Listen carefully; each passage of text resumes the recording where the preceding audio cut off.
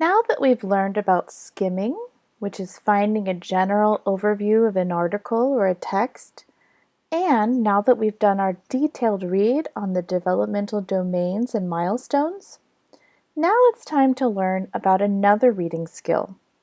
This one is called scanning. Now, skimming and scanning are kind of similar because for both skills you don't have to read every single word and all the details in a text.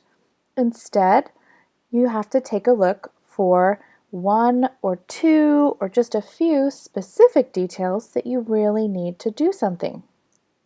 And this is called scanning. So for this lesson, you will be completing a quiz with some information that you find on this website from the CDC, the Centers for Disease Control and Prevention. For this quiz, you will be going to this website to learn about the milestones and answering some questions about them. Let's zoom in on the quiz for the question.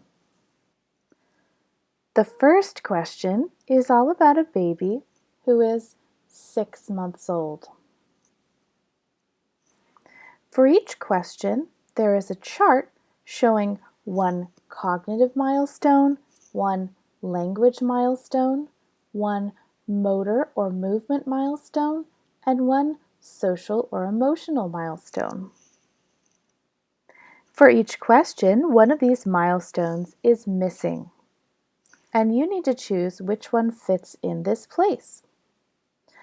In order to do that, to find the information, you just find one little piece of information by scanning this website.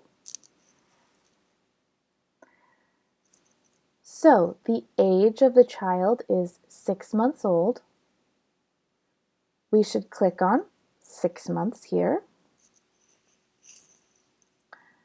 And we need to find a language milestone. I'd like you to read all of the milestones and then go to the question and choose which answer fits in this category.